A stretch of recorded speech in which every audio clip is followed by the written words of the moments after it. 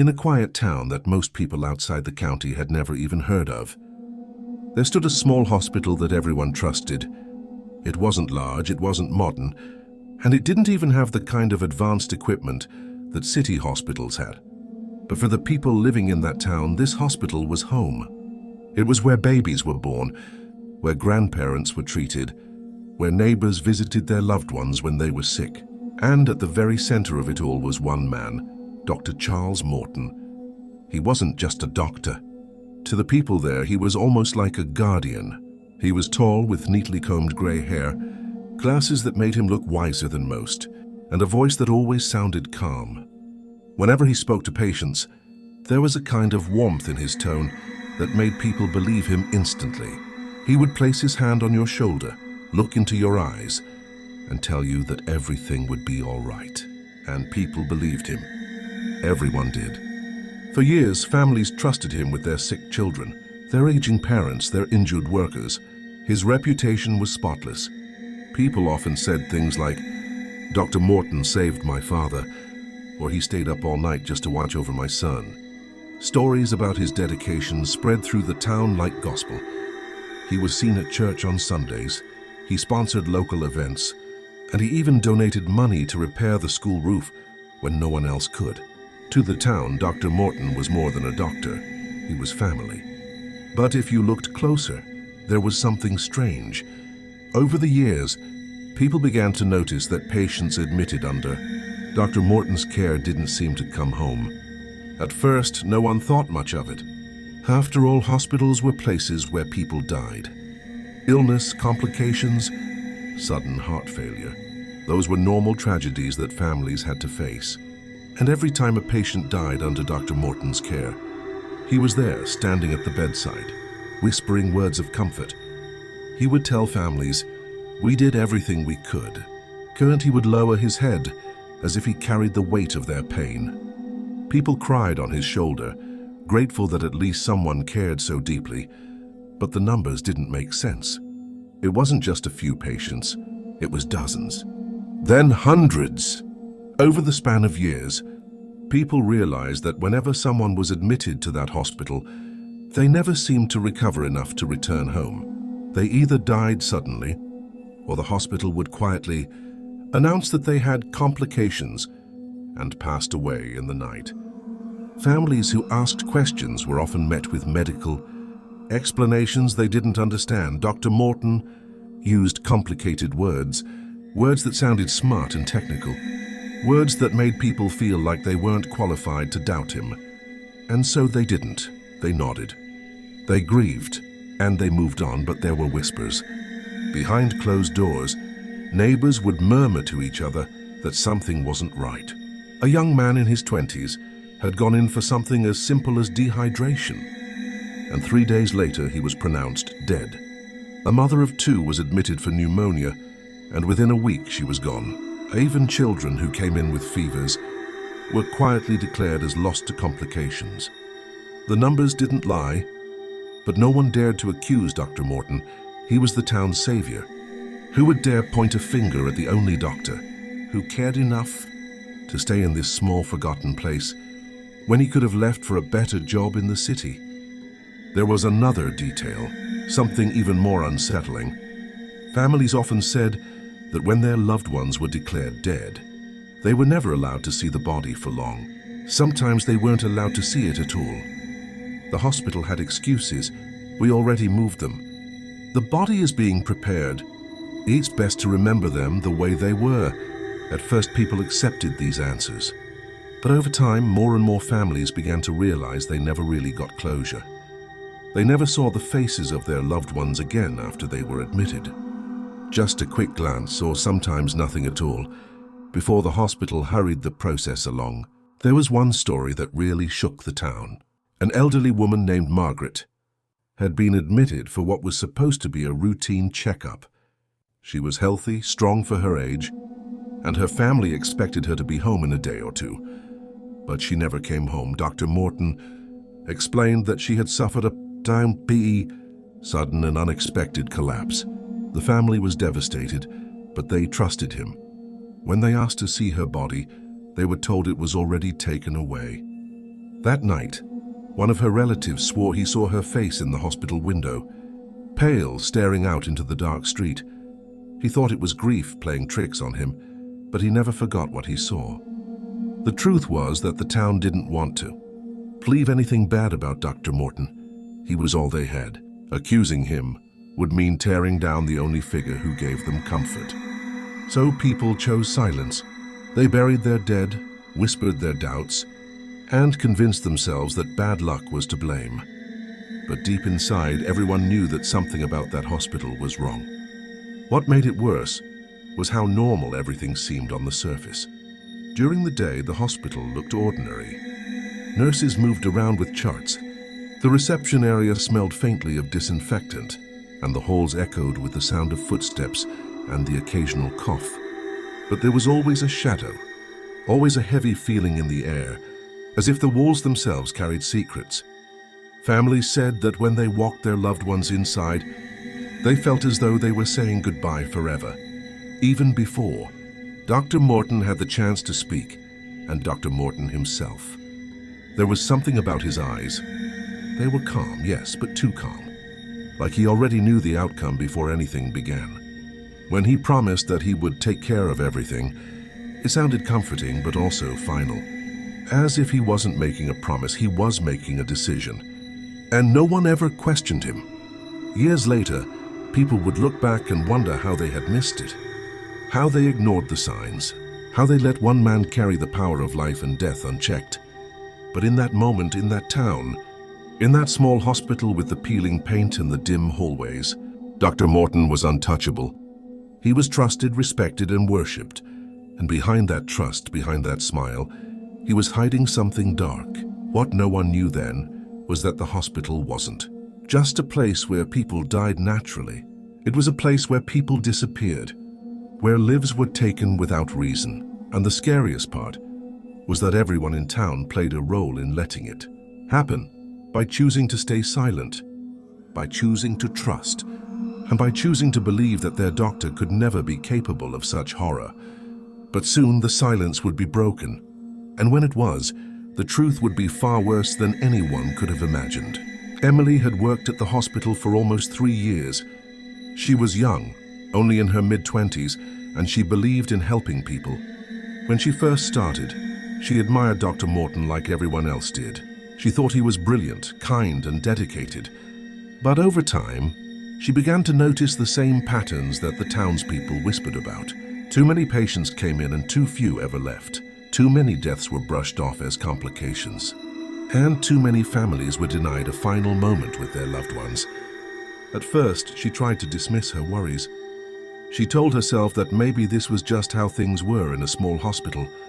Maybe patients here were already too sick when they arrived. She tried to trust Dr. Morton because everyone else did. But she couldn't shake the unease that grew inside her every time she saw his calm, detached face when another patient didn't make it. One night during a late shift, Emily noticed something unusual. The hospital was quieter than normal. Most of the staff had gone home, and only a skeleton crew remained. She was finishing her rounds when she heard something faint. It wasn't the usual hum of machines or the shuffle of patients. It sounded like voices, muffled, weak, almost like someone was trying to speak, but couldn't. The sound was coming from below, somewhere near the lower levels of the hospital.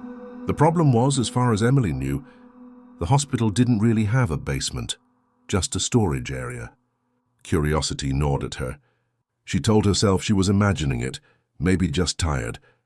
But when she walked past Dr. Morton's office, she noticed something odd. His office light was off, but the faint sound seemed to come from near there. The hallway stretched quiet and long, the kind of silence that made your footsteps sound too loud. Emily hesitated, then tried the handle of a heavy door near his office that she had never paid attention to before. It was locked. She might have left it at that, but the voices came again, soft, broken sounds, almost like whimpering. Her pulse quickened. Against her better judgment, she reached for her keyring. Nurses usually didn't have keys to every room, but she had one that worked for certain restricted doors. She tried it, and to her shock, the lock clicked open.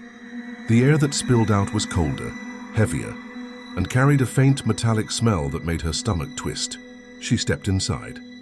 The stairway was narrow and steep, leading down into darkness. Each step creaked under her shoes, and the sound echoed far too much, like the space below was much bigger than it should have been. As she descended, the smell grew stronger. Not just metallic, something rotten, something sour beneath the sharp bite of chemicals.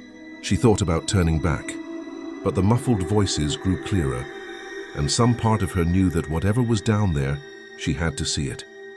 When she reached the bottom, she found herself in a hallway lined with pipes.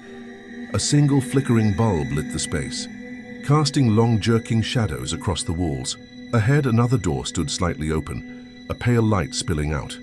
Emily pushed it wider and froze. It wasn't storage. It wasn't medical supplies. It was a room filled with beds, dozens of them, lined up in rows like a ward that no one had ever told her about. But these weren't patients resting peacefully.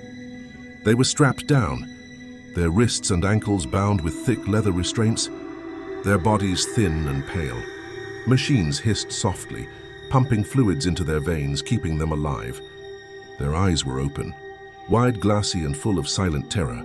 Some of them tried to move their lips, but only faint groans came out, muffled by tubes or weakened by exhaustion. Emily's heart pounded so loudly, she thought it would give her away. She recognized faces. These were people who had been declared dead. She remembered their families crying upstairs. She remembered Dr. Morton telling them there was nothing more that could be done. But here they were, alive, trapped, suffering. Experiments. Her stomach lurched and bile burned her throat. She stumbled back, her hand flying to her mouth to stop a scream. She wanted to run, to get out of there. But as she turned, she heard the sound of shoes on the concrete, slow, deliberate footsteps. A shadow stretched across the floor, long and tall. Dr. Morton stepped into the room, his white coat glowing in the dim light, his glasses catching the flicker of the bulb. He didn't look surprised to see her. In fact, he looked almost calm.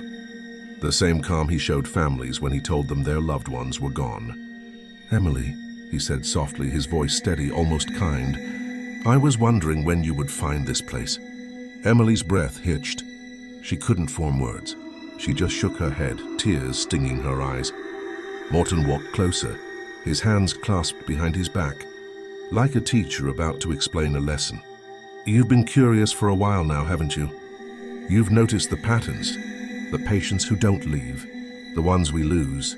He tilted his head, studying her. "You're smarter than the others, but you don't understand yet." Emily finally managed to choke out, "What are you doing to them?" Her voice cracked, barely more than a whisper.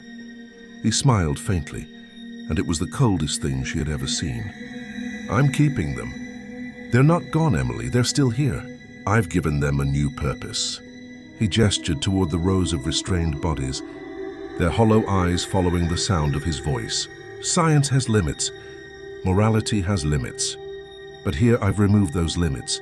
I can study the body in ways no one else dares to. Pain, endurance, the mind's final moments before death, they all teach us something. They are more valuable this way than they ever were in life." Emily shook her head violently. "This is wrong," she whispered, her voice trembling. "This is monstrous." Morton stepped so close, she could smell the sterile scent of his coat, mixed with something darker, like blood soaked into fabric.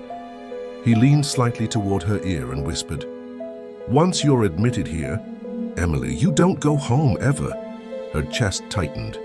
She bolted for the door, her shoes slapping the concrete floor, her breath ragged. Behind her, his footsteps didn't rush. They were steady, deliberate, like he knew she couldn't escape. She burst back into the stairwell, stumbling upward, desperate for the faint glow of the hospital lights above. But as she reached the top, the door slammed shut with a heavy clang. She grabbed the handle and pulled, but it wouldn't budge. Locked. The voices from below rose louder, weak cries, tortured sounds that echoed up the stairwell. Emily pounded on the door, screaming for help, her fists bruising against the wood, and then silence.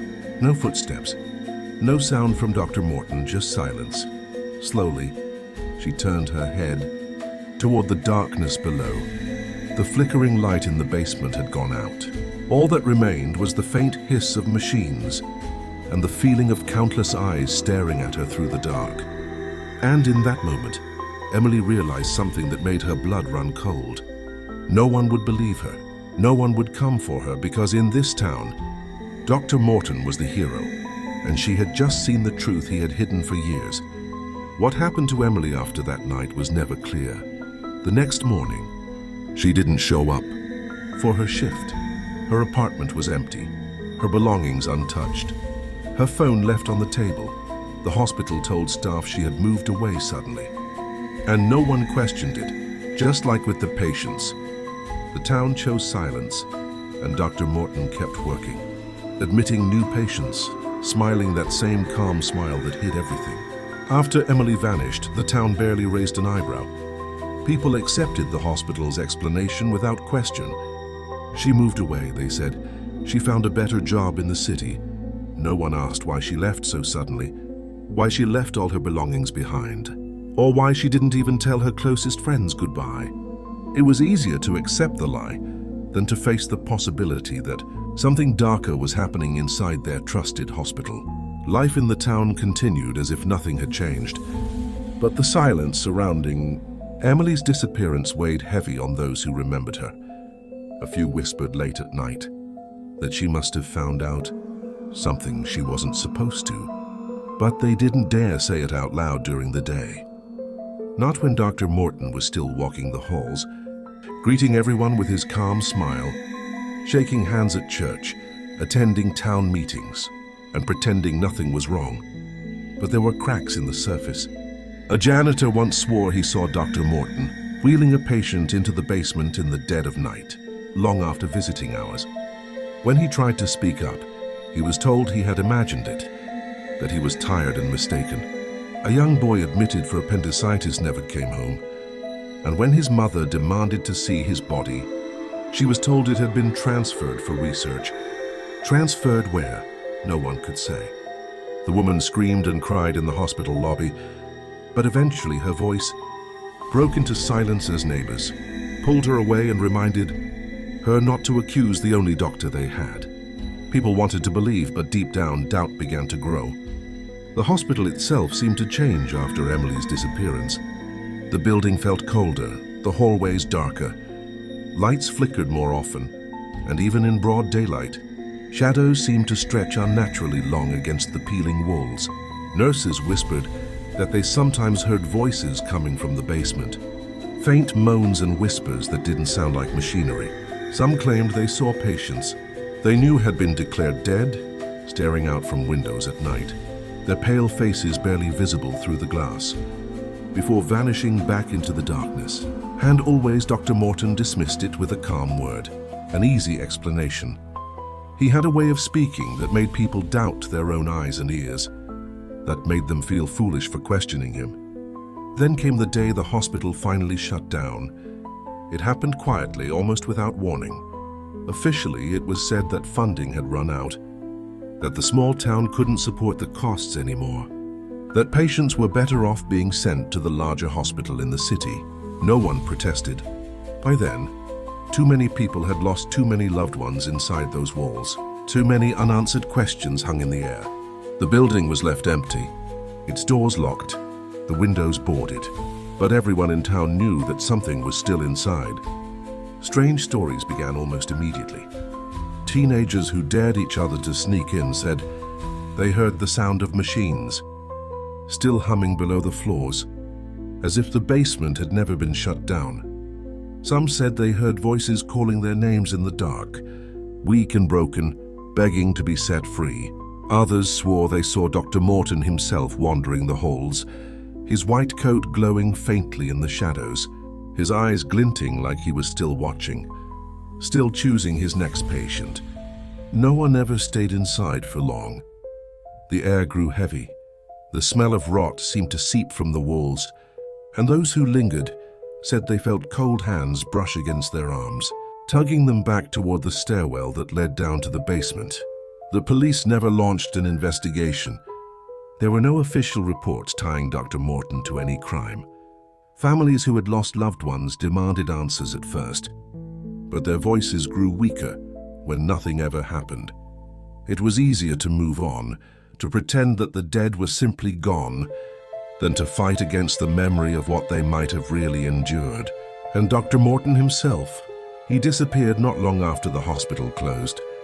One day he was there attending a town meeting, speaking politely about the future of the community, and the next day he was gone. No forwarding address, no resignation letter, no farewell.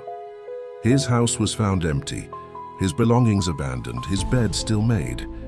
It was as if he had vanished into thin air, leaving behind only the echo of his calm voice and the fear he had planted in everyone who ever trusted him. Some say he left town and changed his name, starting over in another place where no one knew him, where new patients would walk through his doors, never suspecting. Others believe he never left at all, that he still hides in the shadows of the abandoned hospital, waiting for someone to wander inside so he can continue his work. People in town avoid the building now, crossing the street to keep their distance, refusing to look at its broken windows. But sometimes on quiet nights, they swear they see faint lights flickering behind the boards, like machines still running, like life still being kept alive far below the surface.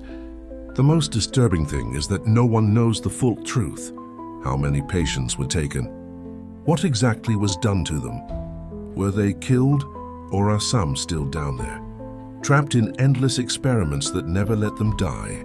The basement was sealed, but no official records exist of what was found there. It's as if the town itself decided to bury the truth, to lock it away in the dark and pretend it never happened. But silence does not erase horror.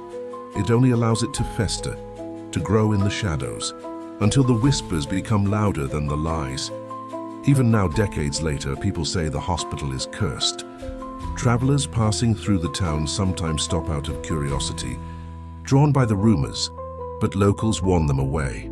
They say if you stand too close to the building after midnight, you'll hear faint whispers calling your name. If you're unlucky enough to step inside, the doors will close behind you and you'll never come out, just like the patients, just like Emily.